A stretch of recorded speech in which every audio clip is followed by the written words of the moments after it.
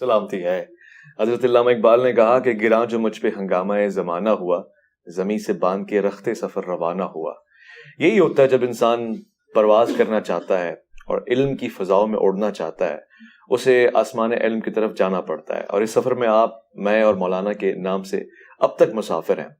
Engineer محمد علی مرزا صاحب کسی تعارف کے محتاج نہیں ہیں، دنیا بھر میں ہلچل مچائی ہوئی ہے، اور صرف ایک جگہ پہ بیٹھ کر اس سے ایک بات تو پتہ لگتی ہے کہ کوئی کتابوں کو پڑھے اور صحیح انداز سے کھنگالے تو اس کا پیغام چاہے ایک مرکز و محور سے نکلے، افق عالم پہ روشن ہو سکتا ہے۔ مگر بہت ساری تنقید، بہت سارے سوالات ایسے ہیں جو شاید آج کے پوڈ کاسٹ کے بعد آپ کا، میرا، انجینئر صاحب کو دیکھنے کا زاویہ بدل دیں، یا ہو سکتا ہے کہ ہم خود کو بدل دیں۔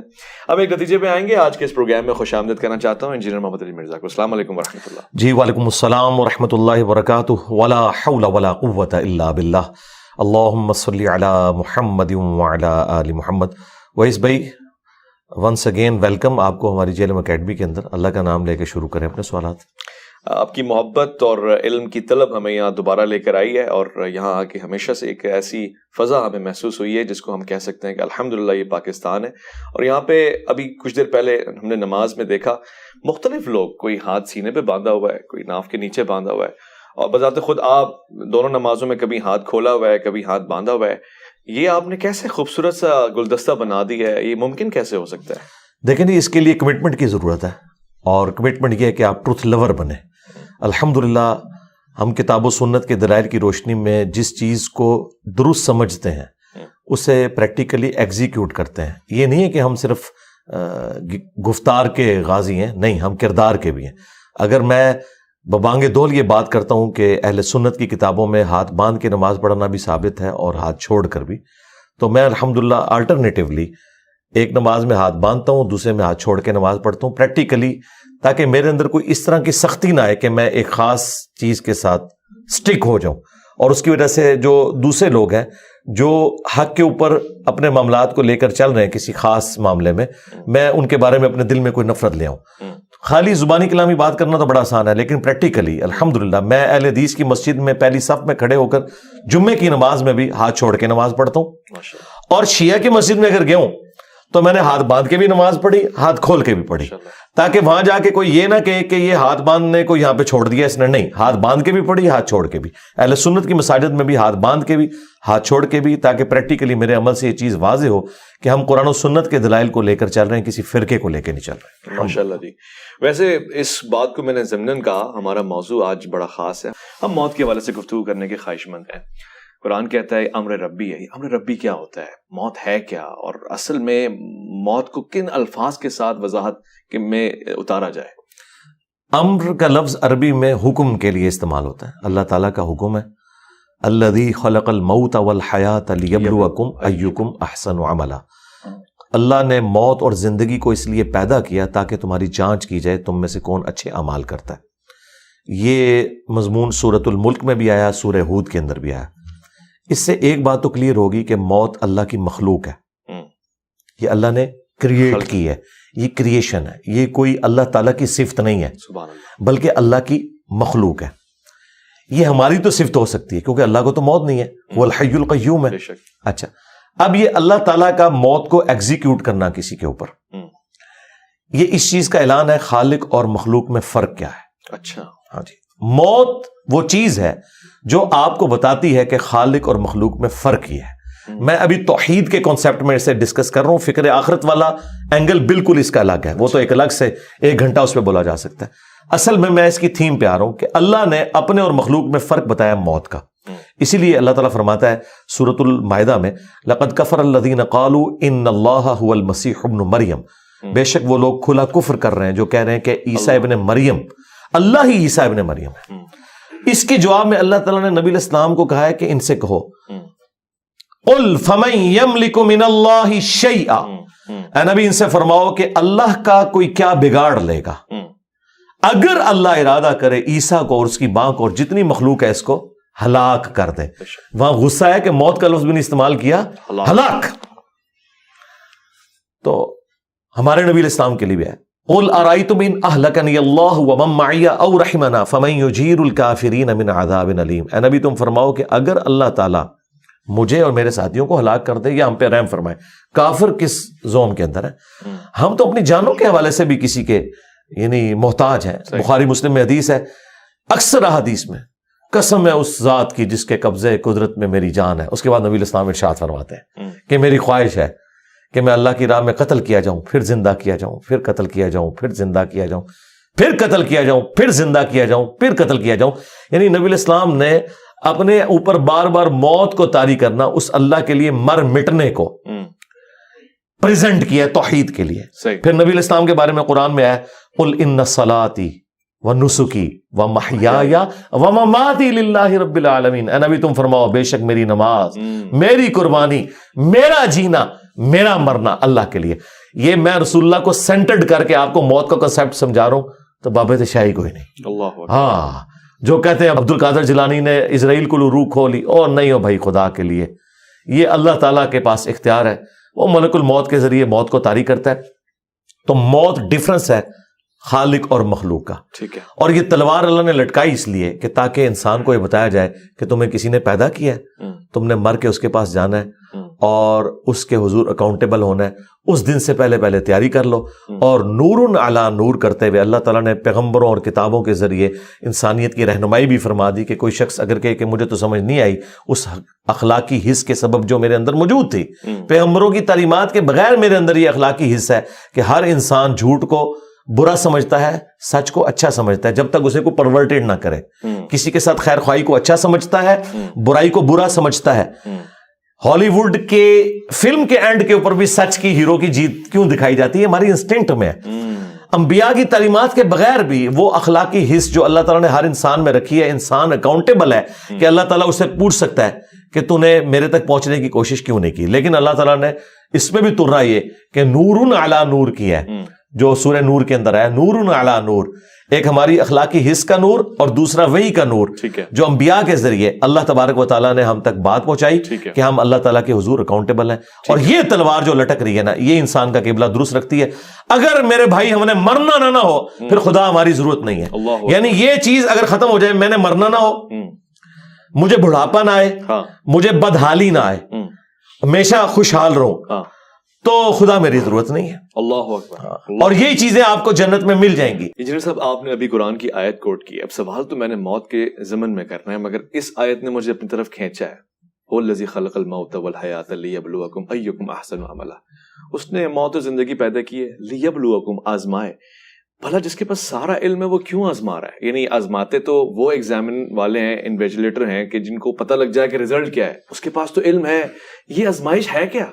آزمائش اس لیے ہے کہ اللہ تعالیٰ کی صفت عدل سٹیک پہ نہ لگے. اگر اللہ تعالیٰ بغیر آزمائے کسی کی جنت یا جہنم کا فیصلہ کر دے تو قیامت کے دن ہم اللہ کے حضور حجت کے طور پر یہ بات رکھ سکتے ہیں کہ یا اللہ ایک دفعہ آزما کے تو دیکھتا. ہم تو ایسے نہ ہوتے.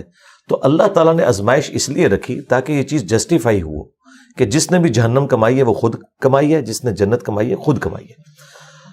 اہل سنت کا عقیدہ نہ جبریہ والا ہے نہ قدریہ والا, ہم درمیان میں کہ جن چیزوں کا اللہ تعالیٰ نے ہمیں اختیار دیا ہے وہ ہمیں دیا ہوا ہے, اور جن چیزوں کا نہیں دیا اس کے بارے میں ہم سے پرسش بھی نہیں ہوگی. مجھ سے نہیں پوچھا جائے گا کہ تمہارے ماں باپ فلاں کیوں تھے, تم فلاں جگہ کیوں پیدا ہوئے, تمہارا قد اتنا کیوں تھا, تمہاری آنکھوں کا کلر ایسا کیوں تھا. اس کے بارے میں اکاؤنٹیبل نہیں ہو. یہ چیزیں ڈیسٹنی سے, تقدیر سے تعلق رکھتی ہیں. اور جو چیزیں اللہ نے مجھے ہدایت کے طور پر چیزیں دکھا دی اور مجھے اختیار دیا, انا ہدیناہ السبیل اما شاکرا و اما کفورا, ہم نے راستہ واضح کر دیا, چاہے تو شکر گزاری کی روش اختیار کرو خواہ شکری کی. لیکن دنیا میں اللہ نے اختیار دے کر آپ کے اوپر گرفت نہیں فرمانی, الٹیمیٹلی گرفت اس دن ہونی ہے. اللہ تعالیٰ کو کوئی پرواہ نہیں, سارے کے سارے اس کے نافرمان ہو جائیں, سارے کے سارے تابع فرمان ہو جائیں, لیکن فرق ہمیں پڑتا ہے. تو یہ اللہ تبارک و تعالیٰ نے جن اور انسان ایسی مخلوقات پیدا کی ہیں جنہیں اللہ نے اختیار دیا ہے. اچھا. اور انہیں نیکی اور برائی کا مادہ ودیت کر دیا ہے. فرشتے وہ تھے کہ جنہوں نے رب کی چوائس سے اللہ کو چوز کیا تھا, اور ہم وہ خوش نصیب ہیں کہ ہم اپنی مرضی سے اپنے رب کو چوز کریں گے. اور اس میں میں بڑا بھاری جملہ بولتا ہوں کہ حضرت جبرائیل علیہ السلام اگر مجھے کہیں نا کہ انجینئر صاحب آپ میرے ساتھ اپنا ایمان ایکسچینج کر لیں, تو میں اپنا ایمان ایکسچینج نہیں کروں گا, کیونکہ میں نے اپنی ول سے اپنے رب کو چوز کیا ہے. یہ وہ کوالٹی ہے. جبرائیل کے پاس لاکھوں کوالٹیز ہوں گی, لیکن ہاں وہ بائی ڈیفالٹ ہے. میں نے اپنے رب کو خود چوز کیا ہے. تو یہ ایک بڑی چیز ہے جس کی وجہ سے انسان اشرف المخلوقات ہے. یہ سب سے بڑی کوالٹی ہے. اللہ اکبر. اور اسی کی وجہ سے جنت انسان کے لیے, فرشتوں کے لیے نہیں ہے. کیا بات ہے. دیکھیں اس پہ ایک اور میرا جملہ بڑا بھاری لے جائیں کہ انسان نے سب سے زیادہ نان سیریس گاڈ کو لیا ہوا ہے, اور خدا کے لیے سب سے سیریس جو ہے نا وہ انسان ہے. دیکھیں یہ پوری کائنات انسان کے لیے, قرآن میں ہے سورہ ہود میں کہ اللہ تعالیٰ نے یہ سب کچھ زمین و آسمان اس لیے پیدا کیا کہ تمہیں آزمائے. یہ ساری کائنات کا مقصد انسان کو آزمانا تھا. تمام چیزیں انسان کی خدمت میں لگی ہوئی ہیں, خواہ وہ سورج ہو, چاند ہو, ہاں سب کچھ زمین میں جتنی بھی مخلوقات ہیں, ایون فرشتے آپ کی ڈیوٹی پہ لگے ہوئے ہیں. فرشتے آپ کی ڈیوٹیاں پوری کر رہے ہیں. یعنی اس کائنات میں سب سے سیریس کریشن کوئی اللہ کی ہے نا تو انسان ہے. اور انسان نے سب سے زیادہ نان سیریس لیا ہوا ہے اللہ تبارک و تعالیٰ کو. یعنی اللہ کو ہماری کوئی حاجت نہیں ہے, لیکن یہ یاد رکھیے گا جس نے خدا کو سیریس نہ لیا وہ مارا گیا. اور اس پہ ایک اور جملہ میرا, جس شخص نے دنیا اللہ کی مرضی کی گزاری, آخرت وہ اپنی مرضی کی گزارے گا. اللہ اکبر. ہاں جو وہ چاہے گا وہ اسے ملے گا. اور جس نے دنیا اپنی مرضی کی گزاری, آخرت وہ پھر آخرت اللہ کی مرضی کی گزارے گا. پھر اللہ اس کے ساتھ جو کرے گا وہ کرے گا. وَلِعَوْذُ بِاللَّهِ تَعَالَى. اللہ اکبر. اللہم اجرنا من النار. آمین یا رب العالمین. اچھا مرزا صاحب, موت کی ہی گفتگو کو ہم مزید سمجھنا چاہیں گے.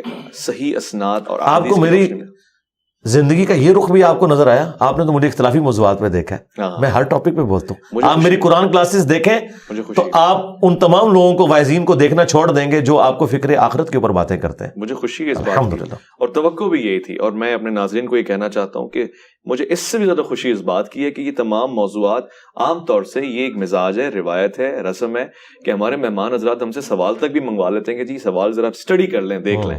تو پتہ نہیں مرزا صاحب کس چیز کا دعویٰ کریں گے, مگر الحمدللہ مزاج سلونی کا اثر مجھے نظر آ رہا ہے کہ جو کچھ ہے وہ فی البدی ہے, اور فوراً سے جوابات بھی آ رہے ہیں. بہرحال اس سے آپ اتفاق اور اختلاف کر سکتے ہیں. میں کسی کی مریدیت کا قائل نہیں ہو رہا, میں بتا رہا ہوں کہ جو میں دیکھ رہا ہوں, جو شواہد ہے میرے سامنے. انجینئر صاحب, صحیح اسناد کی روشنی میں روح کیسے قبض ہوتی ہے؟ موت کے سفر کو کہاں سے شروع کیا جاتا ہے اور کہاں پہ ختم ہوتا ہے, اور موت کے بعد دوبارہ جی اٹھنا ہوتا ہے انسان کا عالم اسباب میں؟ عالم اسباب میں تو ممکن نہیں ہے. اب جو بندہ دنیا سے چلا گیا, سورہ یاسین کے اندر سورۃ الواقعہ میں آیا کہ جو دنیا سے چلا گیا اب وہ واپس دنیا میں نہیں آ سکتا. یہ تو اللہ تعالیٰ کا ایک ڈیوائن یونیورسل ٹروتھ ہے. عیسیٰ ابن مریم کے بارے میں قرآن میں رپورٹ ہوا ہے کہ وہ مردوں کو زندہ کرتے تھے, بس اتنا, اللہ کے اذن سے. وہ بھی ان کا ایک معجزہ تھا کہ جو میت رکھی ہے اسے کہتے تھے کم باذن اللہ, وہ زندہ ہوتی تھی. تو یہ بہت ایکسٹراڈنری واقعہ. پھر وہ لوگوں سے کہتے تھے بتاؤ اس کو میرے بارے میں کہ میں کون ہوں, تو وہ میت گواہی دیتی تھی کہ یہ اللہ کے رسول ہے. پھر وہ دوبارہ موت کی حالت میں واپس چلی جاتی تھی.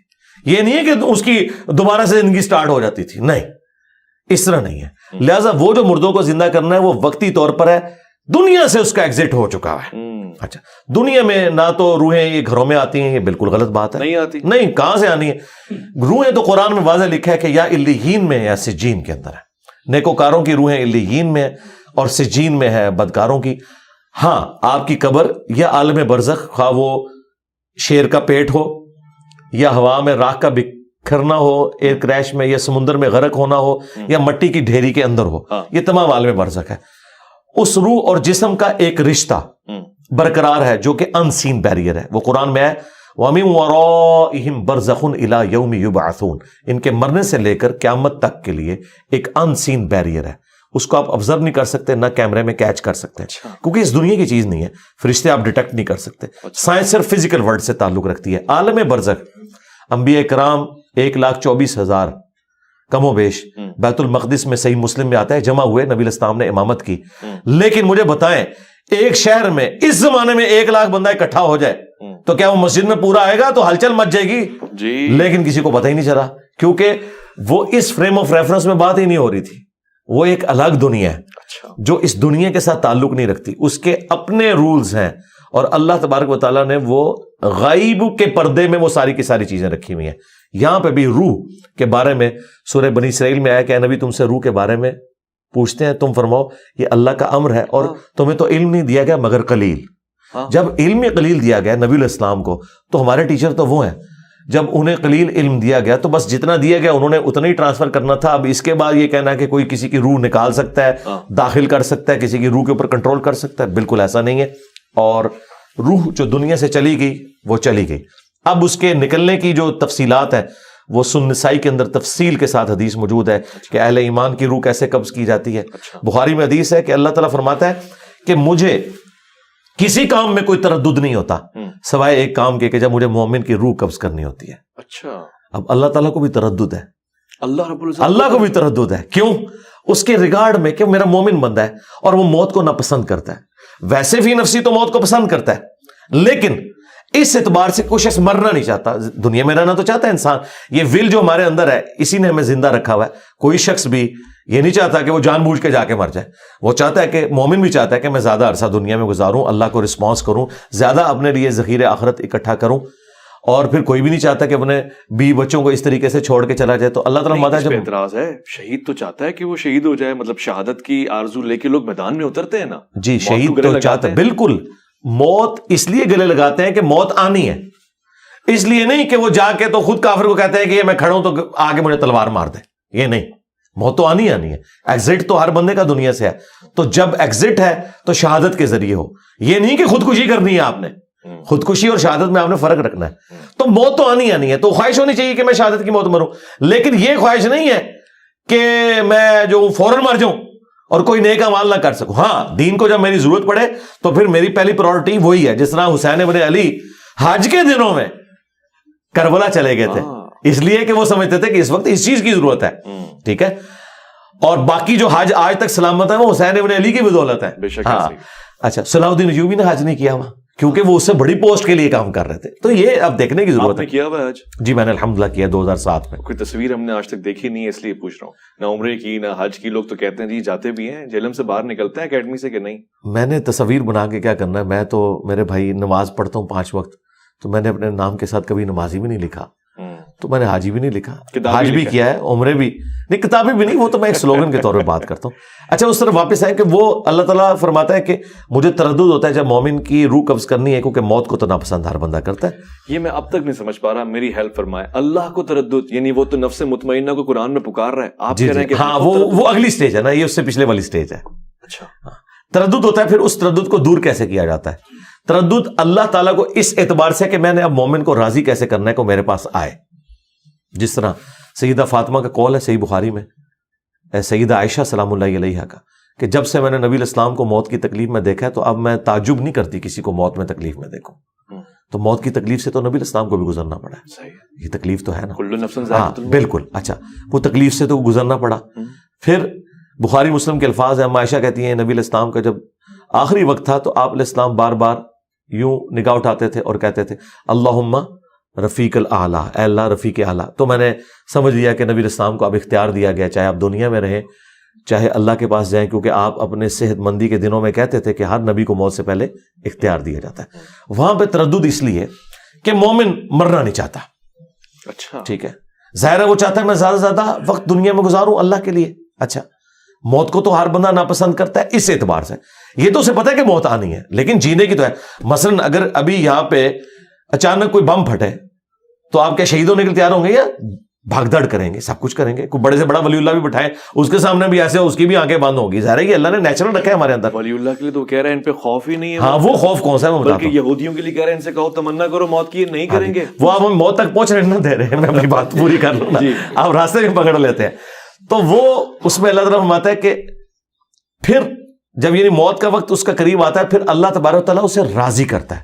وہ ہے جو سورہ حامی میں سجدہ میں آیا کہ فرشتے ان پر نازل ہوتے ہیں, انہیں خوشخبریاں دیتے ہیں, انہیں جنت دکھائی جاتی ہے, جنت کی نعمتیں دکھائی جاتی ہیں, اس کی وجہ سے وہ اٹریکٹ ہوتا ہے. اچھا, اور ان نعمتوں میں اتنا محو ہو جاتا ہے وہ کہتا ہے اللہ میں نے ادھر ہی جانا ہے. ابھی تک اس کا ایمان بالغیب تھا. اچھا, اب وہ دیکھ رہا ہے. اب وہ دیکھ رہا ہے. جب اس نے دیکھ لیا نا پھر وہ کہتا ہے کہ بھئی دنیا کی بیوی سے وہ مجھے جنت کی بیوی سوٹیبل ہے, اور وہی والی ہے کہ دنیا کی نعمتوں سے مجھے جنت کی نعمتیں سوٹیبل ہیں. اور وہ اللہ نے رکھا ہے ایسا. وہ تو دیکھیں بخاری مسلم کی حدیث ہے کہ میں نے اپنے نیکوکار بندوں کے لیے وہ نعمتیں چھپا رکھی ہیں جو نہ کسی آنکھ نے دیکھی, نہ کسی کان نے سنی, نہ کسی کے دل پہ اس کا کھٹکا بھی گزرا. بس وہ جب وہ دل پہ کھٹکا کیا وہ دیکھ لی, سن لی, پھر انسان کہتا ہے کہ نہیں یا اللہ میں وہیں جاؤں گا. دیکھیں جب تک آپ اس کیفیت سے گزر نہیں سکتے اس وقت تک آپ کو پتہ نہیں چل سکتا نا. وہ کیفیت جب آئے گی نا, اچھا پھر جب وہ انسان راضی ہوتا ہے نا, پھر وہ کہتا ہے یا اللہ میں نے مرنا ہے, ورنہ کس کا دل کرتا ہے. اور قرآن میں اللہ تعالیٰ فرماتا ہے جب جو لوگ ریاکاری کرتے ہیں ان کی مثال دیتے ہوئے سورۃ البقرہ میں کہ تم امیجن کرو کہ تمہارے چھوٹے چھوٹے بچے ہوں اور اچانک تمہارے پہ موت کا وقت آ جائے تو تمہیں اپنے بچوں کی کتنی فکر لگ جائے گی. ٹھیک ہے, یہ اللہ تعالیٰ نے مثال بیان کی ہے اس اعتبار سے کہ جو نیکی اپنی ضائع کر, تو کوئی شخص بھی نہیں یہ چاہے گا کہ وہ اپنے بچوں کو اس حال میں چھوڑ کے مرے کہ ان کا پیچھے پرسانے حال کوئی نہ, اور اچانک ایک ہوائی جھکڑ یا کوئی آگ کا بگولا آئے اور تمہارے اس باغ کو ہلاک کر دے اور پیچھے چھوٹے چھوٹے بچے چھوڑ کے مرو. یہ اللہ نے ہمارے اندر رکھی, یہ کوئی عیب والی چیز نہیں ہے, یہ عیب والی چیز نہیں ہے زندگی سے محبت کرنا. یہ اللہ تعالیٰ کی ریکوائرمنٹ ہے, اسی کی وجہ سے, ورنہ تو لوگ خودکشیاں کیوں نہ کر لیں. ہم خودکشی کیوں نہیں کرتے, ہم جینا چاہتے ہیں. نہیں لیکن علی بھائی یہ بات سمجھ نہیں لگی, پوری زندگی ہم نے فلسفے میں یہی پڑھا لالچ بری بلا ہے. آپ کہہ رہے ہیں اینڈ ٹائم پہ لالچ دی جائے گی اور جنت دکھائی جائے گی. حضرت علی کہہ رہے ہیں کہ میں اس کی عبادت لالچ میں نہیں کرتا, اس لیے کرتا ہوں کہ عبادت کے لائق ہے. یہ حضرت علی کی طرف تو ایک غلط بات ہی منسوب ہے, ہم تو اسے نہیں مانتا. یہ قرآن کے بالکل خلاف ہے. قرآن میں واضح ہے سورہ السجدہ میں کہ ہمارے نیک بندے خوف اور امید دونوں کے ساتھ اپنے رب کو پکارتے ہیں. یہ ایک کوالٹی ہے مومن کی. کیوں؟ جنت کا لالچ شیطان نے دیا یا اللہ نے؟ وہ لالچ ہی کہلائے گا. جی لالچ ہی. تما قرآن میں تما کا لفظ ہے. اب ہمارے ہاں لفظ ایک بدنام ہو گیا, سود. ہم ربا کے لیے بول رہے ہوتے ہیں, سود کوئی نیگیٹو ورڈ تو نہیں ہے, سود مند نہیں استعمال کرتے آپ اردو میں, تو وہاں تو آپ اس کا نفع لے رہے ہوتے ہیں مطلب. لیکن سود لفظ سور کی طرح بدنام ہو چکا ہے کیونکہ ربا کے لیے یوز ہو رہا ہوتا ہے, حالانکہ وہ لفظ ہے ربا. ٹھیک ہے, سود کا لفظ پازیٹیو تھا لیکن چونکہ بدنام ہو گیا, تو جو پازیٹیو لالچ ہے وہ تو ہے, وہ تما کا لفظ ہے, وہ اللہ نے ہمیں تما دی, وہ شیطان نے دی. جی موٹیویشن ہے. تو اس طرح کے الفاظ آتے ہیں. اللہ کے لیے مکر کا لفظ نہیں استعمال ہوا. مکر. ہاں, تو جب ہم کرتے ہیں تو ہم وہ احتراماً اس کا ترجمہ اردو میں مسلمانوں کے شر سے بچنے کے لیے کر رہے ہوتے ہیں. عربی میں تو لفظ موجود ہے, تدبیر بھی تو لفظ عربی کا تھا, اللہ نے تو استعمال نہیں کیا. اعلیٰ حضرت نے اس ترجمے کو مسلمان کرنے کی کوشش کی خفیہ تدبیر کے ذریعے, لیکن اللہ نے وَمَكَرُوا وَمَكَرَ اللَّهُ وَاللَّهُ خَيْرُ الْمَاكِرِينَ. کوئی حرج نہیں ہے, ایک ہی ورڈ ہے, جب ادھر استعمال ہوگا تو وہ ٹھیک ہے, اس طرح ہو سکتا ہے. اللہ بھی زندہ ہے, ہم بھی زندہ ہے, لیکن زمین و آسمان کا فرق ہے. تو وہ اللہ تبارک و تعالیٰ مومن کو وہ چیز دکھاتا ہے, پھر وہ کی طرف جو ہے متوجہ ہوتا ہے. ٹھیک ہے. اور پھر آپ نے جو کہا نا لا خوف علیہم ولا هم یحزنون, جی یہ آخرت کے بارے میں آیا ہے. اچھا, کہ اللہ کے جو نیک بندے ہیں ان کو آخرت میں نہ کوئی خوف ہوگا نہ کوئی غم. کیوں؟ انہیں پتہ ہے کہ ہم نے صحیح کام کیا ہے, انشاءاللہ تعالی ہمیں انعام ملے گا. لیکن مجھے بتائیں, حدیث شفاعت میں تو آتا ہے انبیاء کہیں گے نفسی نفسی. ہاں جی, ہاں, تو پھر لا خوف علیہم ولا هم یحزنون کہاں گیا اگر انبیاء بھی یہ نہیں ہے؟ تو یہ سٹیجز ہیں نا. آپ ڈائریکٹ آخری سٹیج میں نہ پہنچ جائیں. پہلی سٹیج یہ ہے کہ لوگ پریشان ہوں گے, اگلی سٹیج یہ ہے کہ نبی الاسلام کے پاس شفاعت کے لیے آئیں گے, اس سے اگلی سٹیج یہ ہے کہ نبی الاسلام اس سٹیج کے دوران سب نفسی نفسی کر رہے ہوں گے کیونکہ انہیں پتا ہوگا کہ آج اللہ تعالیٰ اس جلال میں جو آج سے پہلے نہیں تھا. پھر جب شفاعت کا دروازہ کھلے گا اور ایک تھوڑی امید کی کرن پیدا ہوگی, پھر آگے معاملات چلیں گے. پھر نفسی نفسی کے بجائے پھر بخاری مسلم کے الفاظ ہیں, جب میں شفاعت کا دروازہ میرے ہاتھوں پہ کھلے گا پھر انبیاء فرشتے اور نیک بندے بھی شفاعت کریں گے. اچھا, ہاں, لیکن اس سے پہلے نیک بندے نفسی نفسی کر رہے ہوں گے. اچھا, یہ جو سٹیج ہے نا امن کی, یہ بعد میں آنی ہے. عرش کا سایہ بعد میں ہے. یہ ایک تکلیف سے سب نے گزرنا ہے. اچھا, نفسی نفسی. جب انبیاء گزر رہے ہیں باقی تو شاہی کوئی نہیں. ظاہر قیامت کے دن نے اپنا وہ معاملہ تو دکھانا ہے میرے بھائی. جس طرح عورت نے پریگنینسی کی تکلیف سے گزرنا ہی ہے اس خوشی کو پانے کے لیے جو اولاد کی شکل میں اسے ملے گی. ٹھیک ہے, تو شروع میں تو یہ ساری تکلیفیں ہوں گی, لیکن الٹیمیٹلی انسان. اچھا, پھر بخاری مسلم میں کہ تمام ننگے اٹھائے جائیں گے. سب سے پہلے ابراہیم علیہ السلام کو لباس پہنایا جائے گا.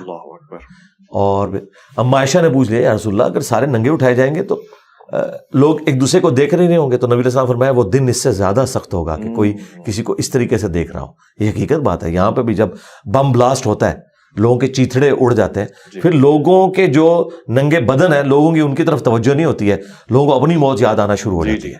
ٹھیک ہے, ہاں, تو یہ اس کیفیت سے جب آپ گزریں گے نا موت کی, موت تو وہ ٹاپک ہے کہ چوراہوں پر کھڑے ہو کر اور بلڈنگز کی چھتوں پہ کھڑے ہو کر ایک ہی بات کرنے کی ضرورت ہے کہ تمہیں مرنا ہے. جب تک مرنے کی تلوار آپ کے اوپر نہیں ہوگی آپ کا قبلہ درست نہیں ہو سکتا. درست نہیں ہوگا. یہ ذہن میں رکھیے گا. ٹھیک ہو گیا. یہ جتنے لوگ بھی گمراہیاں پھیلا رہے ہیں اپنی موت کو بھولے ہوئے ہیں. موت کو بھولے. جی موت کو بھولے. یہودیوں کے لیے قرآن کہہ رہا تھا. جی کہ تمنا کرو موت کی. اچھا میں نزا کی حالت کو ذرا سمجھنا چاہتا ہوں. یہ ایک مزاج ہے اور اسی طرح سے تعارف کروایا جاتا ہے جی آخری وقت میں نزا کی حالت میں جس نے کلمہ پڑھ لیا بس وہ جنتی ہو گیا.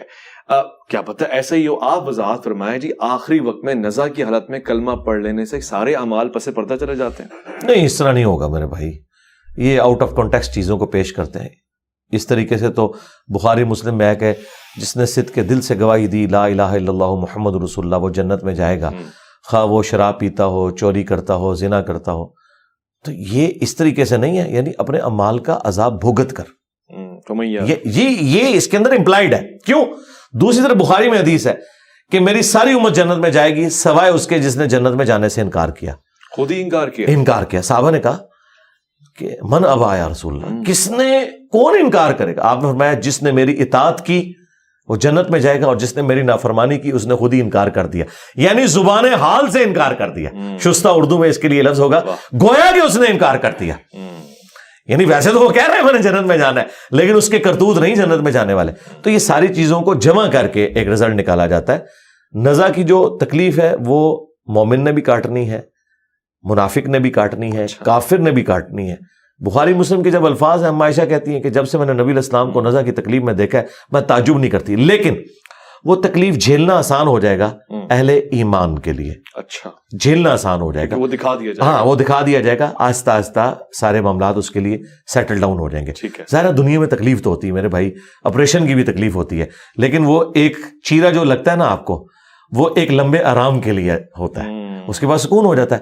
تو یہ بہرحال ایک ایگزٹ تو ہے دنیا میں اللہ تعالیٰ نے, اور اللہ تعالیٰ ثابت قدم کرے گا. تو قرآن میں واضح ہے کہ اللہ تعالیٰ دنیا میں اور آخرت میں اہل ایمان کو ثابت قدم رکھے گا. قبر کے سوالات کے اندر بھی ثابت قدم رکھے گا. یہی آیت نبی علیہ السلام نے عذاب قبر کے کانٹیکسٹ میں تلاوت کی تھی. بخاری مسلم میں حدیث ہے کہ اللہ تعالیٰ دنیا میں بھی اور آخرت میں بھی ثابت قدم رکھے گا. من ربک ما دینک ما کنت تقول فی حق ھذا الرجل. یہ ان ساری چیزوں میں اب بات سے بات نکل آتی ہے. میں بڑا معذرت خواہ ہوں, تمام احادیث میں صرف ایک ہی حدیث میں یہ 3 سوالات مجھے سنائی دیے ہیں. ویسے صرف اللہ کے رسول کے بارے میں سوال ہے اور یہ 3 ایک ہی صحابی سے یہ روایت ہے. اس پہ ذرا روشنی ڈال دیں کہ 3 سوالات ہوں گے اللہ کے رسول کو دکھا کے ہوں گے, تصویر دکھا کے ہوں گے, یا سامنے قبر میں حضور صلی اللہ علیہ وسلم کی حاضری ہوگی؟ نہیں, قبر میں تو نبی علیہ السلام کی حاضری کا لفظ بولنا ہی گستاخانہ ہے. اچھا, بریلویوں کی ڈاکٹرین میں یہ کہتے ہیں نبی علیہ السلام حاضر و ناظر ہے. کیا نبی علیہ السلام ہمارے سامنے حاضر ہوں گے یا تشریف لائیں گے؟ تشریف لائیں گے. تو حاضر و ناظر لفظ ہی گستاخانہ ہے. لے جاؤ بریلویوں. ہاں وہ بھی کیا دن تھے, ہم بھی ایک جن تھے. آج ہم دیو ہیں, جنوں کے بھی پیو ہیں, ہم بھی بریلوی رہے ہیں. یہ حاضر کا لفظ ہی گستاخانہ ہے. نبی علیہ السلام ہمارے سامنے حاضر, او بھائی ہم اپنے نبی کے سامنے حاضر ہوں, ٹھیک ہے نا. تو یہ لفظ ہی گستاخانہ ہے, اس کی تو کوئی اصل ہی نہیں ہے. اب آ جائے قبر کے حوالے سے. جامع ترمذی میں موجود ہے 3 سوال ہوں گے. من ربک ما دینک من نبیک. وہاں یہ الفاظ ہے من نبیک. یہ ما کنت تقول فی حق ھذا الرجل, یہ الفاظ بخاری کے اندر موجود ہیں. ٹھیک ہے, اور اس کا کچھ حصہ سنن نبی داؤد میں ہے. اچھا, اس میں وہ 3 سوال ہیں. جی ٹھیک ہے. بخاری میں اگر ایک سوال ہے اس کا یہ مطلب نہیں باقی 2 ختم ہو گئے ہیں, اس لیے کہ بخاری میں حدیث کا صرف وہ حصہ رپورٹ ہوا ہے. یہی وہ چیز ہے کہ ساری حدیث ایک جگہ جمع کی جاتی ہیں. جس طرح قصہ آدم اور ابلیس قرآن میں 7 دفعہ ہے. کچھ الفاظ ایک سورت میں, سورۃ الاعراف تفصیلی ہے, سورہ حجر اور سورہ صاد یہ تفصیلی مقامات ہیں, لیکن مختصر مقامات بھی ہیں. سورۃ البقرہ مختصر ہے, سورہ بنی اسرائیل مختصر ہے, ٹھیک ہے, سورہ طٰہٰ مختصر ہے. کچھ الفاظ وہاں پہ ہیں, کچھ وہاں پہ نہیں موجود, سب کو جمع کیا جائے گا. تو یہ 3 سوال جو ہے بیسیکلی 4 سوال ہیں. اچھا, کیفیت آپ بتا رہے تھے کہ جب پوچھا جائے گا اللہ کے رسول کے بارے میں, ہاں وہ میں ادھر تو بعد میں پوچھوں گا نا. سب سے پہلے تو پوچھا جائے گا تیرا رب کون. صحیح. تو جو مؤمن ہے تو وہ کہے گا ربی اللہ, اور دین میرا اسلام ہے, اور نبی اسلام کے بارے میں کہے گا ہوا محمد رسول اللہ صلی اللہ علیہ وسلم. وہ تو اللہ کے رسول محمد ہے صلی اللہ علیہ وسلم. دنیا کی کسی حدیث کی کتاب میں یہ موجود نہیں ہے کہ نبی علیہ السلام تشریف لائیں گے یا آپ کی شکل مبارک دکھائی جائے گی. اچھا, یہ انہوں نے خود ڈیٹیکٹ کیا ہے. وہ کہتے ہیں جو یہ ہاذا کا سیگا نا, تو ہاذا کا لفظ جو ہے وہ اس کے لیے استعمال ہوتا ہے جو سامنے موجود ہو. جی, ہم کہتے ہیں یہ بالکل آپ کی بات غلط ہے. کیوں؟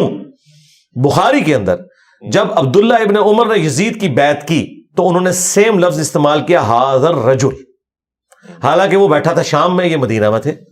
یعنی حاضر رجل سے مراد جس کا کہ ذکر ہو رہا ہے، خواہ وہ غائب میں بھی موجود ہو. عربی لغت میں حاضر جی استعمال ہو جاتا ہے. اچھا، اور اس پر ترا یہ کہ جواب میں وہ حاضر محمد رسول اللہ تو نہیں کہتا، وہ غائب کا صیغہ استعمال کرتا ہے، ہوا محمد رسول اللہ. تو جواب ہی بتا رہا ہے، ورنہ تو کہ ہاذا محمد رسول اللہ، وہ کہتا ہے ہوا محمد رسول اللہ. اچھا، مفتی احمد یار خان نعیمی جو پوتا شاگرد ہیں اعلیٰ حضرت کے، انہوں نے جال حق میں لکھا ہے کہ اگر نبی علیہ السلام سامنے موجود نہیں ہے تو اس مردے کو چاہیے کہ وہ کہے ای الرجل، کس مرد کے بارے میں پوچھ رہے ہو. تو جب وہ پوچھ رہے ہیں نا اس مرد کے بارے میں کیا کیتا ہے، تو مراد ہی وہ سامنے موجود ہے، ورنہ تو اس کو پہلا سوال یہ ہونا چاہیے تھا کس کی بات کر رہے ہو بھائی، کہنا کیا چاہ رہے ہو. تو ہم نے مفتی صاحب کا یہ اعتراض دور کر دیا. مسند احمد میں ایک حدیث ہے، یہی حدیث کا ایک طریق مسند احمد میں ہے، اس میں الفاظ ہے کہ وہ کہتا ہے کہ تم کس مرد کی بات کر رہے ہو، تو وہ کہتا ہے الذی بعث فیکم، اچھا، جو تم میں مبعوث کیا گیا تھا پیغمبر بنا کر. اور یہ الفاظ ابو داؤد میں بھی موجود ہے کہ وہ پوچھتا ہے کہ کس مرد کی بات کر رہا ہے، یعنی کسی غائب کا ذکر ہو رہا ہے، کسی غائب کا ذکر. پھر وہ کہتا ہے ہوا محمد رسول اللہ، جواب ہی بتا رہا ہے ہوا، وہ تو اللہ کے رسول محمد ہے، ورنہ ہوتا ہاذا محمد رسول اللہ، غائب کی ضمیر، غائب کی ضمیر. تو یہ بالکل کلیئر ہے، یہ بالکل فراڈ ہے. بریلویوں نے کہا کہ نبی علیہ السلام تشریف لاتے ہیں، دیوبندیوں نے کہا شکل مبارک دکھائی جاتی ہے. جھوٹ بول رہے ہیں، ایسی کوئی بات نہیں ہے. اور ہم آپ کو دلیل ایک اور دیتے ہیں، بخاری مسلم میں حدیث ہے، ایک حبشیہ عورت تھی جو مسجد نبوی کی صفائی کیا کرتی تھی، فوت ہو گئی. صحابہ کرام نے رات کو جنازہ پڑھ کے اسے دفنا دیا.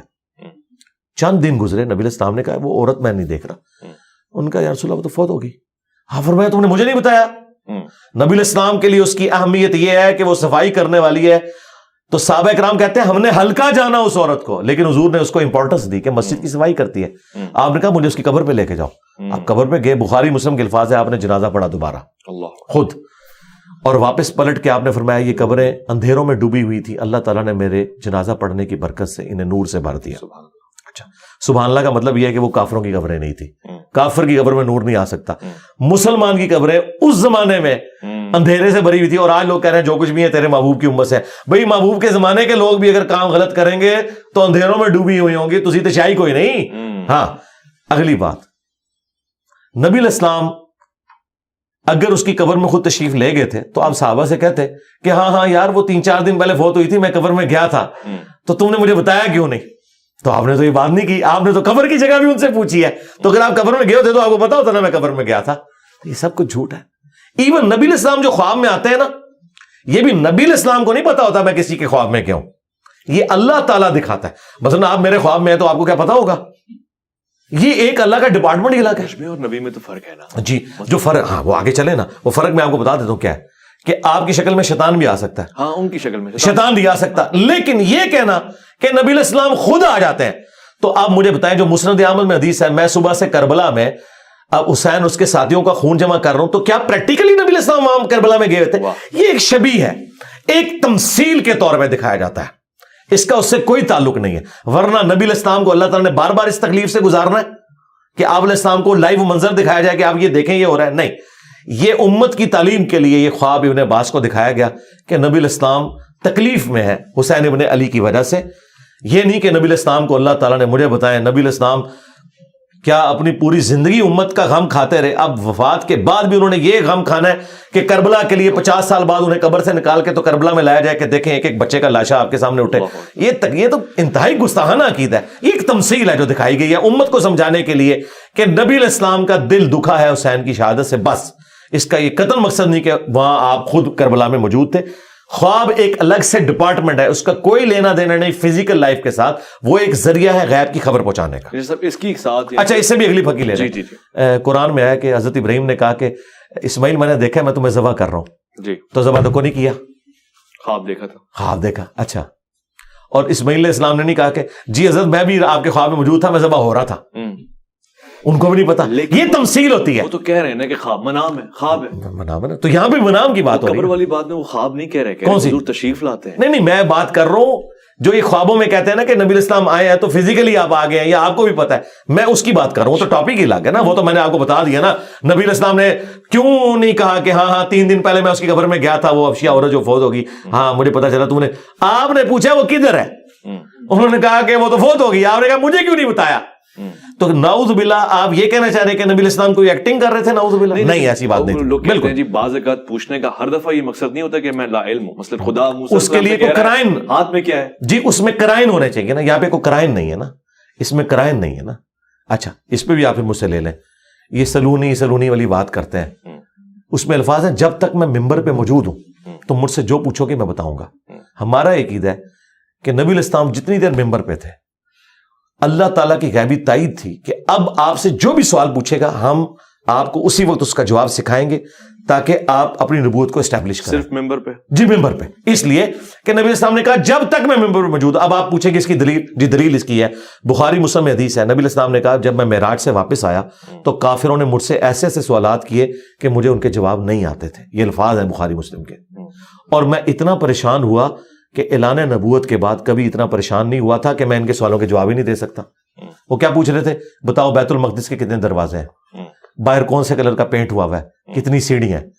جو شخص ایک رات میں گیا ہے اور وہ بھی برزخی طور پہ, وہ اتنی ساری چیزوں کا حساب کیسے رکھ سکتا تھا؟ تو بخاری مسلم کے الفاظ ہیں جب انہوں نے سوال کیے مجھے جواب نہیں آ رہے تھے, میں اتنا پریشان ہوا کہ مجھے جھوٹا کہیں گے.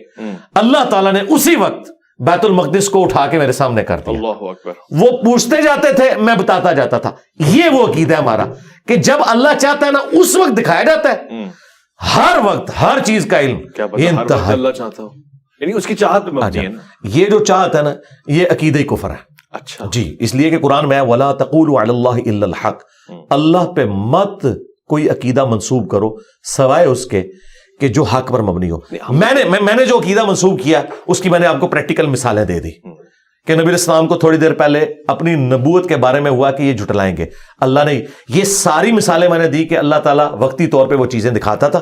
اچھا پھر قرآن میں بھی جو سوالات آپ سے پوچھے جاتے تھے اس سے پہلے آپ کو قرآن کہہ رہا ہے کہ اس سے پہلے آپ کو نہیں پتا تھا کہ یوسف علیہ السلام کس طرح مصر پہنچ کے, ہم نے جواب دیا. یہ تو ہمارا عقیدہ ہے. یہ ان کا جو عقیدہ ہے کہ ہر وقت ہر چیز کا علم ہوتا ہے اور سب کچھ عطا کر دیا ہے, یہ کس آیت اور حدیث میں لکھا ہوا ہے؟ یہ من گھڑت عقیدہ. ہم نے تو بڑے قائد کے دلائل رکھ دیے. اس کے اوپر جذباتی ڈاکٹرن کھڑی کرنا کہ جی آپ فیتا لے کے تو ناپ رہے ہوتے ہیں نبی کے علم کو, نہیں.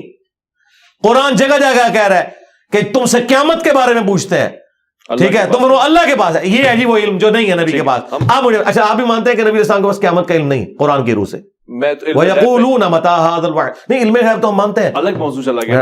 وَيَقُولُونَ مَتَىٰ هَٰذَا الْوَعْدُ إِن كُنتُمْ صَادِقِينَ قُلْ إِنَّمَا الْعِلْمُ عِندَ اللَّهِ. ایک چیز میں نے ثابت کر دی نا, آپ کی ڈاکٹرن ٹوٹ کی ماں کانا وما یکون کی, کیونکہ آپ نے کہا ہر چیز کا علم ہے. قرآن کہہ رہا ہے کہ نبی تم سے قیامت کا اس طرح پوچھ رہے ہیں جس طرح تم دھاگ لگا کے بیٹھے ہوئے ہو. تم فرماؤ اس کا علم تو اللہ کے پاس ہے. اللہ جب جسے چاہے گا ظاہر کر دے گا. قرآن پورے کا پورا یہ کہہ رہا ہے کہ قیامت کا علم نبی الاسلام کو نہیں دیا گیا بلکہ نشانیاں صرف بتائی گئی ہیں. نہ سن بتایا گیا, نہ تاریخ بتائی گئی, نہ یہ بتایا گیا کہ کتنی انسانیت پیریڈ گزارے گی تو قیامت آئے گی. یہ تو ایک واضح چیز قرآن میں آئی ہے نا, اس کا انکار تو کفر ہے نا. لیکن آج آپ بریلویوں سے پوچھیں, جال حق میں مفتی احمد خان نعیمی سے جب پوچھا گیا بھی بتاؤ یہ قیامت تو نکلا ہے نا, تم کہہ رہے تو فیتا تو اللہ نے مار دیا. تو اس نے کہا کہ یہ رسول اللہ کی محبوبیت کا تقاضا ہے کہ مرنے سے پہلے اللہ تعالیٰ نے حضور کو قیامت کا بھی بتا دیا ہوگا خود سے. وَلَا تَقُولُوا عَلَى اللَّهِ إِلَّا الْحَقِّ, یہ کذاب اللہ کے اوپر جھوٹ مانتے ہیں. ٹھیک ہے, واضح ہو گیا. آپ نے شہیدوں کا ذکر کیا اور ظاہر موت کا ہمارا موضوع ہے, شہادت اس سے جڑی ہوئی ہے, گویا زندگی سے زیادہ جڑی ہوئی ہے. قرآن بھی یہ کہتا ہے یہ زندہ ہیں ان کو مردہ نہ کہو. اب یہ کون سا فیس ہے؟ یہ برزخ کا کوئی فیس ہے یا شہید کس طرح سے زندہ ہے, رزق کس طرح سے حاصل ہو رہا ہے, یہ ڈیفائن کرتے ہیں صحیح کلیئر معنوں میں, کیونکہ اس کو ہم مردہ تو نہیں کہہ سکتے. ہاں جی, یہ اس کو بھی پہلے کلیئر کر لیں. جو مردہ اسے مردہ کیوں نہیں کہا جائے گا؟ قرآن یہ نہیں کہنا چاہ رہا. اگر اس کا مطلب یہ ہے تو مجھے بتائیں, صحیح بخاری میں 4 جگہ تفصیلی خطبہ ہے سیدنا ابو بکر کا, من کان یعبد محمدا فإن محمدا قد مات. جو کوئی تم میں محمد کی عبادت کرتا تھا جان لے محمد مر گئے. تو حضرت ابو بکر صدیق نے تو کہا ہے کہ نبی الاسلام مر چکے ہیں, حضور شہید ہوئے. ایک ٹاپک لادا ہو گیا, ادھر ہے نا, ادھر ہے. نبی الاسلام تو افضل ترین شہید ہے. جی آپ شہید ہیں, آپ شہید ہیں. بخاری میں موجود ہے کہ اے عائشہ, جو خیبر کے موقع پہ مجھے زہر دیا گیا تھا وہ میری رگیں کاٹ رہا ہے. نبی صاحب کو آنری طور پر اس شہد کو عود کروا کے شہادت کی موت دی گئی. یعنی آج یہ بات کلیئر ہو جائے نا کہ جی سب کے نزدیک ہے نبی صاحب شہید ہوئے ہیں, جی شہید ہوئے ہیں, لیکن یہ آنری شہادت ہے, یہ وہ والی شہادت نہیں ہے کہ میدان جنگ میں آپ شہید ہوئے ہوں. کیوں؟ وہاں اللہ کا ڈیوائن رول ہے, کتب اللہ لأغلبن انا ورسلی, یہ میری بات طے پا چکی ہے کہ میں اور میرے رسول غالب رہیں گے. اگر عیسیٰ ابن مریم قتل ہو جاتے نا یہودیوں کے ہاتھوں تو ان کی تو رسالت فارغ ہو جاتی, کیونکہ رسول تو خود دھمکی لگاتا ہے, خود قتل ہو جائے تو پھر تو مخالف جیت کے. اس لیے رسول جب بھی دھمکی لگاتا ہے نا اس کے مخالف قتل ہوتے ہیں, وہ نہیں قتل ہوتا. نبی علیہ السلام بھی قتل نہیں ہوئے, آپ کو آنری طور پہ شہادت دی گئی ہے 4 سال بعد اس زہر کا اثر واپس لا کے. انبیاء لیکن قتل ہوئے, یحییٰ علیہ السلام. جی وہ ہوئے. اچھا اب ادھر واپس آئیں جہاں سے ہم نے بات سٹارٹ کی. شہید ڈاکٹر تعلق قادری صاحب نے ایک تقریر میں جذبات میں کہا کہ نبی کو مردہ کہنے والوں تم مر جاؤ. اچھا تو یہ حضرت بکر صدیق کو وہ کہہ رہے تھے, کیونکہ حضرت بکر نے کہا, یعنی میں ان سے یہ کہوں گا, یہ تو حضرت بکر کا خطبہ ہے. من کان یعبد محمدا فإن محمدا قد مات, صحیح بخاری میں 4 جگہ. جو کوئی تم میں محمد کی عبادت کرتا تھا, 1241 نمبر حدیث ہے اور 1242 تفصیلی حدیث, وہ جان لے کہ محمد مر چکے. اور جو اللہ کی عبادت کرتا تھا وہ جان لے کہ اللہ کو کبھی موت نہیں آئے گی اور وہ ہمیشہ زندہ رہے گا. فإن اللہ حی لا یموت. مجھے بتائیں صحابہ میں کوئی حضور کی عبادت کرتا تھا؟ کوئی بھی نہیں. تو یہ فرضی جملہ کیوں بولا حضرت ابوبکر نے؟ توحید کو اسٹیبلش کرنے کے لیے, کیونکہ انہیں پتا تھا کہ اس کائنات کا سب سے بڑا شرک جیزس کرائسٹ کے نام کے اوپر ہوا ہے. رسول اللہ نے بھی جیزس کرائسٹ بن جانا تھا پارٹ 2 اگر حضرت ابوبکر یہ خطبہ نہ دیتے. اور یہ انہوں نے نبی علیہ السلام سے ڈیڈکٹ کیا تھا. صحیح بخاری میں حدیث ہے, میری شان کو اس طرح بلند نہ کرنا جس طرح نصارہ نے اپنے پیغمبر کو بڑھا دیا. میں اللہ کا بندہ اور اس کا رسول ہوں, مجھے اللہ کا بندہ اور اس کا رسول کہنا. اچھا اس کے بعد سیدنا ابوبکر نے آیت تلاوت کی, وما محمد الا رسول قد خلت من قبلہ الرسل افئن مات او قتل. محمد تو نہیں مگر ایک رسول, اگر وہ مر جائیں یا قتل ہو جائیں. اب پاکستانی کہتے ہیں جی وصال شریف فرما جائے یا شہید شریف ہو جائے, حالانکہ یہ دونوں عربی کے الفاظ اللہ نے تو نہیں یوز کیے. ٹھیک ہے. اچھا پھر کہا انک میت وانہم میتون, اے نبی تمہیں بھی مرنا ہے تمہارے مخالفین کو بھی مرنا ہے. میتون کے الفاظ ہیں. اور فإن محمدًا قد مات, یہ جو قرآن میں ہے نا کہ شہید کو مردہ نہ کہو, یہ ایک آنر ہے, عقیدے کی بات ہے, آنر کی بات ہے کہ انہیں مردہ نہ مراد یہ نہیں اللہ تعالیٰ کہہ رہا ہے کہ یہ زندہ ہے. اگر زندہ ہے تو پھکا لے لے. شہید کی بیوہ نکاح کیوں کرتی ہے؟ وہ تو پھر زنا کر رہی ہے. صحیح ہے, کلیئر ہو گیا. ہاں اچھا یہ آنر ہے. یہ آنر کیا ہے کہ وہ اللہ کے حضور زندہ ہے. اس میں الفاظ ہے وہ اللہ کے حضور زندہ ہے اور اسے رزق بھی دیا جاتا ہے. اور لیکن ساتھ آیا وَلَٰكِن لَا تَشْعُرُونَ, تمہیں شعور نہیں ہے. تو ان ظالموں نے کیا کیا؟ شعور کیا. انہوں نے کہا شہید زندہ ہے, تو جب شہید زندہ ہے تو زندہ سے آپ مانگ سکتے ہیں, تو ہم اس لیے مانگتے ہیں شہیدوں سے. ہم کہتے ہیں کہ پہلے تو یہ بتاؤ کہ شہید کی بیوہ نے نکاح کیوں کیا ہے, وہ تو بدکاری کر رہی ہے. وہ کہتے ہیں نہیں وہ اور چیز ہے. تو یہ آنرری چیز ہے جی, آنر والی چیز ہے. اچھا نبی کی جو بیوہ سے نکاح نہیں ہوتا نا, اس کے پیچھے شہادت والا ایشو نہیں ہے. وہ اس لیے کہ وہ نبی کا پروٹوکول ہے, وہ پروٹوکول ہے کہ وہ امت کی ماں ہے. النبی اولی بالمؤمنین من انفسہم وازواجہ امہاتہم. وہاں پہ یہ والا معاملہ نہیں ہے, ورنہ اگر یہ والا معاملہ نہ ہوتا تو وہاں پہ بھی اجازت ہو جاتی. لیکن وہ اللہ تعالیٰ نے کہا سورہ احزاب میں کہ اللہ کے نزدیک یہ بہت بڑا گناہ ہے کہ تم رسول اللہ کی وفات کے بعد ان کی کسی بیوی کے ساتھ شادی کرو. یہ آنری طور پہ دنیا اور آخرت میں تمہاری نبی کی بیوی ہیں. یہ ہے اصل میں چیز.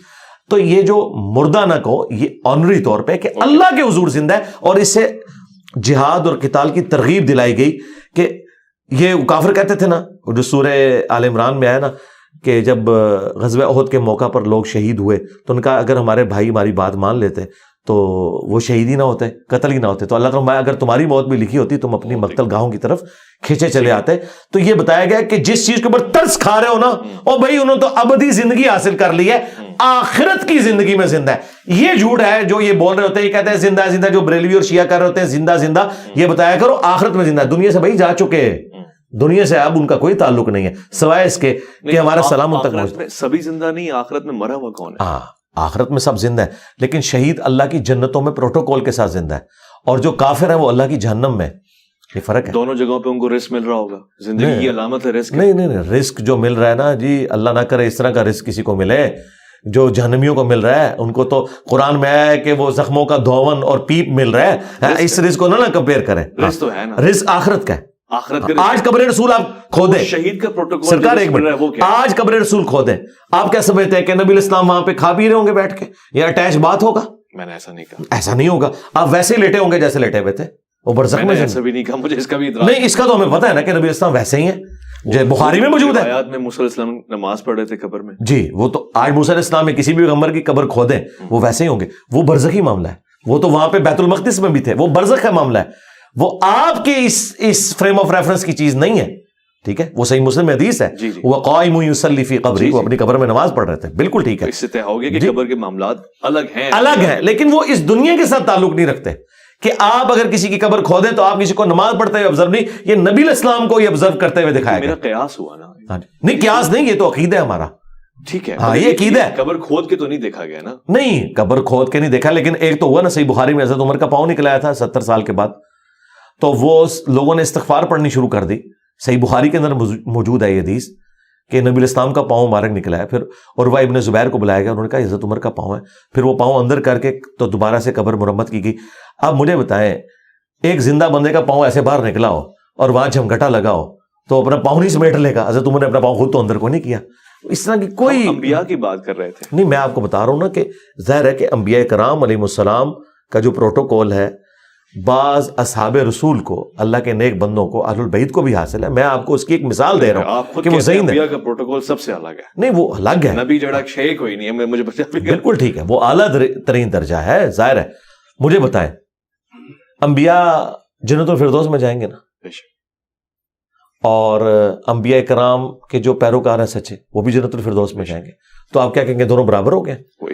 بس جنت الفردوس تو ایک ہے نا, اس میں آگے درجہ آتا ہے. یہاں پہ بھی شہید بھی زندہ, انبیاء کرام بھی زندہ, صحابہ کرام اہل بیت بھی آخرت کی زندگی میں زندہ, لیکن ان کے پروٹوکولز کا فرق ہے. یہ آپ نے ذہن میں رکھنا. ہاں, اور مجھے یہ بتائیں, یہ بریلوی جو کہتے ہیں کہ وہ نہیں, میں یہ کلیئر کروں گا, یہ وہ کہتے ہیں کہ جی وہ 2 یہودی نبی اسلام کی قبر کھود کے تو لاش نکالنے کی کوشش کر رہے تھے, خواب والی بات. جی خواب میں. تو نبی علیہ السلام کیا نور الدین زنگی کے محتاج ہیں اپنی جو ناش مبارک کی حفاظت کے لیے؟ اللہ تعالیٰ انا کفیناک المستہزئین ہے, تو وہ ادھر سے حفاظت کیوں کروائی گئی؟ بالکل جعلی واقعہ, اس کی کوئی سند نہیں ہے, جھوٹ ہے یہ. اچھا بالکل ٹھیک ہو گیا. اچھا, موت کے سلسلے میں ایک بڑا دلچسپ سوال ہے, شہادت کے حوالے سے تو آپ نے بیان فرما دیا, فقہی سوال ہے اور اس پہ ذرا روشنی ہو جائے کیونکہ مختلف مکاتب فکر میں مختلف آراء ہے. مرنے کے بعد یعنی میت کے لیے شوہر بیوی کا جو ازدواجی رشتہ ہے, یعنی اس کے لیے محرم ہونا کس طرح سے ثابت ہے نہیں ہے؟ مطلب وہ غسل دے سکتا ہے اپنی بیگم کو؟ جی کیوں نہیں دے گا. یہ حنفیوں نے ایک ڈھکوسلا کیا ہے کہ جی وہ نکاح ٹوٹ جاتا ہے, بیوی تو اپنے شوہر کو غسل دے سکتی ہے, وہ کہتے ہیں شوہر نہیں دے سکتا اگر اس کی بیوی مر جائے. وہ کہتے ہیں نکاح ٹوٹ گیا. بھائی نکاح کہاں سے ٹوٹ گیا؟ وہ آخری وقت میں جب مری ہے تو اسی کی بیوی ہے. نکاح یہ تو کوئی اور کر سکتا ہے, وہ تو اس کی بیوی کی حیثیت سے مری ہے. مجھے بتائیں, قرآن کہہ رہا ہے کہ میاں بیوی ایک دوسرے کا لباس ہے نا, لباس کا اور میرے جسم کا کوئی پردہ نہیں ہے. سب سے سوٹیبل کوئی اگر پرسنالٹی ہے نا اپنی بیوی کو غسل دینے کے لیے تو مرد ہی ہے. اس سے زیادہ تو کوئی اس کا پردہ رکھنے والا ہی نہیں ہے. یہ انہوں نے ایک جذباتی چیزیں جو ہے مشہور کر دی ہوئی ہیں. اچھا, سیدہ فاطمہ کو غسل کس نے دیا؟ حضرت علی کرم اللہ. ہاں, تو وہ شوہر نہیں تھے. اور یہ پھک ہے جی, یہ مانتے ہیں, خود ہمیں بتاتے ہیں سندے چھوڑ دیں, سندوں کی بحثیں ہم سے کوئی نہ کرے. اب یہ تو وہ واقعات ہیں جو خود بیان کرتے تھے, یہ سندیں تو ہمارا مسئلہ ہوتی ہیں. المستدل الحاکم میں یہ حدیث موجود ہے, یہ چھوڑ دیں. یہ ہمیں سناتے تھے کہ جی حضرت فاطمہ کا وہ پردہ تھا کہ مولا علی نے خود غسل دیا, ان کے تو برنا جسم کو کسی عورت میں نہیں دیکھا. اور ظالموں, اس میں سے یہ رزلٹ نہیں نکلتا تھا کہ وہ ان کے شوہر تھے تو نکاح ٹوٹ نہیں گیا تھا آپ کے بقول, تو یہ پھک ہے. اور پھر حضرت بکر صدیق رضی اللہ تعالیٰ نے بھی اپنی بیوی کو غسل دیا ہوا ہے. ٹھیک ہے, تو یار یہ خدا کے لیے اللہ سے ڈر جائیں. یہ اس قسم کی جو باتیں مشہور کرتے ہیں, مطلب یہ پتہ نہیں کہاں سے انہوں نے باتیں نکال دی ہیں. ہم تو ان باتوں کو بالکل درست نہیں سمجھتے. بیوی بھی اپنے شوہر کو دے سکتی ہے, شوہر بھی اپنے, دونوں دوسرے کو دے سکتے ہیں. ٹھیک ہو گیا. اچھا, یہ بہت سے لوگ پوچھتے ہیں جنت میں یہی بیویاں ملتی ہیں یا ہو رہے ہیں کچھ الگ فریم کی ہوتی ہیں, کیٹیگری الگ ہوتی ہے, یا پھر یہ کہ وہ جو کہا گیا غلام اور مخنث ان کی کوئی تعداد ہوتی ہے؟ دیکھیں, یہ وہ لوگ باتیں کر رہے ہیں جن کا جنت میں جانے کا کوئی پلان نہیں ہے. پلان نہیں. ہاں, اور نظر بھی آ رہا ہے کہ شاید یہ جنت میں جانے میں کامیاب بھی نہ ہو. اور جو بیچارے جنت کی فکر میں ہے نا, وہ اس طرح کے سوالات نہیں کرتے, وہ تیاری میں ہے. اور یہ میں آپ کو جو بتا رہا ہوں, یہ جملہ کسی کو شاید بھاری لگ رہا ہو, قرآن میں بھی لکھا ہے, اللہ تعالیٰ ہمارا ہے کہ جو لوگ آخرت پہ ایمان نہیں رکھتے ہیں وہ نبی سے بار بار پوچھتے ہیں قیامت کب آئے گی, سورہ شورا میں. اور جو قیامت پہ ایمان رکھتے ہیں وہ ڈرتے رہتے ہیں کہ یہ آ ہی نہ جائے. اللہ اکبر. ٹھیک ہے نا. تو ہمیں اس طرح کی باتوں سے نہ کوئی انٹرسٹ ہے کہ ہم ان کے اندر کوئی تفصیلات میں جائیں اور چسکے لیں. اس کے لیے آپ طارق جمیل صاحب سے رابطہ کریں. ہم آپ کو اجمالاً کہتے ہیں کہ جو قرآن میں آیا کہ جنت میں ہر وہ چیز ہے جس کی تم خواہش کرو گے. اچھا, ہاں, یہ کیٹاگوریکل ہے. ہر وہ چیز ہے جس کی تم خواہش کرو گے. یہ کیٹاگوریکل جملہ ہے. تو جو آپ خواہش کرتے ہیں اللہ تعالیٰ وہ آپ کی خواہش کو پورا کرتے ہیں. کراچی رہنے والا اگر خواہش کرے کہ میں انجینئر مرزا کے ساتھ پڑوسی ہو جاؤں, اور جہلم والا بھی جنت میں خواہش کرے, تو وہ خواہش پوری ہو جانی ہے. جہلم والا تو یہ خواہش کرے گا کہ رسول اللہ کے ساتھ ہو, نہ اسے کراچی والے سے ہے, نہ بریلی والے سے, نہ دیوبند والے سے. خواہش کی بات ہے نا, کوئی بھی خواہش کرے نا. تو یہ 2-3 پرسنالٹیز ہو جانی ہے. اس طرح بیگمات بھی, مثلا مجھے ایک خاتون پسند ہے اور کسی کو کوئی دوسری خاتون, وہی خاتون پسند ہے, تو وہ دو. دیکھیں یہ ڈومین اللہ تعالیٰ کی ہے, میں اس پہ بول تو سکتا ہوں, میرے اندر کمپیٹنسی ہے, لیکن یہ میرے انٹرسٹ کا ٹاپک نہیں ہے. نہ میں اس کو اس لیول پہ اترنا چاہتا ہوں کہ آپ نوجوانوں کے لیے کوئی کلپ بنا کے تو لوگوں کو اس چکر میں ڈال دیں. بھائی اس وقت تو اپنی آخرت کی تیاری کریں, آپ نے مرنا ہے, اللہ کے حضور جانا ہے. ایک دفعہ ادھر سے نکلنے میں کامیاب ہو جائے, آگے جا کے اللہ نے آپ کو سب کچھ دینا ہے انشاءاللہ. یہ میں آپ کو گارنٹی کرتا ہوں کہ قرآن یہ کہتا ہے کہ ہر وہ چیز ہے جو تم خواہش کرو گے. ٹھیک ہے, جب یہ کیٹاگوریکل جملہ ہے نا, ہر وہ چیز ہے جو تم خواہش کرو گے, اللہ تعالیٰ ہر چیز کے اوپر قادر ہے. سبحان اللہ. ٹھیک ہے, اللہ تعالیٰ کے لیے کوئی مسئلہ نہیں ہے کہ کسی شخص کو 1 بیوی دے جنت میں یا 1000 بیوی دے, جس شکل کی وہ چاہے اس شکل و صورت کی دے, جس طرح کی وہ چاہے اس طرح کی دے. اور اللہ تعالیٰ اس چیز کے اوپر بھی قادر ہے کہ ایک عورت کو جس طرح کا شوہر وہ چاہتی ہے وہ مل جائے. اچھا, ہاں اللہ تعالیٰ قادر ہے اس کے. سبحان اللہ. بے شک. میں میت کے حوالے سے اس میں صرف میں ایک جملہ کر دوں جو اکثر لوگ سوال پوچھتے ہیں کہ مردوں کے لیے تو کثرت ازواج ہے, تو عورتوں کے لیے کیا ہے؟ نہیں, اس طرح جو اللہ تعالیٰ نے چیزیں اپنے لیے فکس کر لی ہیں نا اپنی ایک ڈیسٹنی کے اندر, وہ یہ ہے کہ اللہ تبارک و تعالیٰ نے ایک عورت کے لیے ایک ہی مرد رکھا ہوا ہے جنت میں بھی. جی, اس فریم آف ریفرنس سے وہ عورت باہر نہیں نکل سکتی. اچھا, اب اگر وہ چاہے کہ میری خواہش پوری ہو, جی خواہش پوری کرنے کا طریقہ ہوگا, اسے مرد بنا دیا جائے گا عورت کو. جی, کیونکہ پھر وہ اللہ تعالیٰ کے ان رولز کے لیے, جیسے کہتے ہیں نا اس کو قانون اس پہ اپلائی ہوگا, یہ اس کے اوپر نیشنلٹی والا اس صورت میں اپلائی ہوگا. یہ میں آپ کو سولوشن دے رہا ہوں, یہ میں نے قرآن و حدیث میں نہیں کر رہا. نہیں, میں سولوشن میں ٹرانسجنڈر ہی بن جائے گا. نہیں, کیوں بنے گا, اللہ نے بنانا ہے نا. اللہ. جی, اگر آرٹیفیشل انٹیلیجنس کے ذریعے آپ کی شکل کی عورت دکھائی جا سکتی ہے آپ کو, مگر بنائی نہیں جا سکتی. نہیں, وہ تو نہیں, اللہ تو بنا سکتا ہے نا. اللہ سب کچھ کر سکتا ہے, اس لیے اللہ پہ آپ یقین کریں, اللہ تعالیٰ سب کچھ کرے گا. تو اگر کوئی عورت کہے گی نا کہ مجھے مرد زیادہ چاہیے, تو ٹھیک ہے, یہ چیز تو اللہ تعالیٰ کی آپ رول کے طور پہ نہیں توڑ سکتے کہ اللہ تعالیٰ نے ایک عورت کے لیے ایک ہی مرد رکھا ہے. اب اگر کوئی عورت کہتی ہے جی مجھے جو ہے وہ زیادہ اس طرح کی خواہش ہے, تو ٹھیک ہے, پھر وہ اللہ کے اس پہلے رول کو ٹیسٹ کے اندر آئے گی کہ وہ اللہ کی خواہش پہ اسے مرد بنایا جائے گا, اس کے بعد جتنی مرضی عورتیں رہیں. اللہ کے اس چیز سے آپ باہر نہیں جا سکتے نا, وہ اللہ کے اپنے رولز ہیں. میں نے سولوشن آپ کو دے دیا, یہ موجود ہے. اور آخری بات, یہ سارے کے سارے مسئلے آپ کے ہیں اس دنیا کے اندر, آخرت کی ڈومین ہی الگ ہے. ہاں, آپ مجھے بتائیں شادی سے پہلے نوجوان مرد و عورت شادی کو کس طرح آئیڈیلائز کر رہے ہوتے ہیں, شادی کے بعد ان چیزوں کی 1% بھی اہمیت نہیں رہ جاتی ہے, کوئی اور چیز سامنے آ جاتی ہے. بھائی آپ جب جنت میں جائیں گے نا, اگر مجھ سے پوچھیں جنت میں جا کے جو آپ کی سب سے شدت کی خواہش ہے نا, وہ اللہ کا دیدار ہے. اچھا, ہاں, یہ سب سے بڑی نعمت ہوگا. جی ہوگا, آپ اس کے قائل ہیں. جی قرآن میں لکھا ہے. میں شیعہ علماء کو کہتا ہوں, میں ایسی جنت کے اوپر لعنت بھیجتا ہوں جس میں مجھے میرے رب کا دیدار نہ ہو. میں نے تو زندگی کاٹی اس میں, میں نے اس جنت کو لے کے کیا کرنا ہے.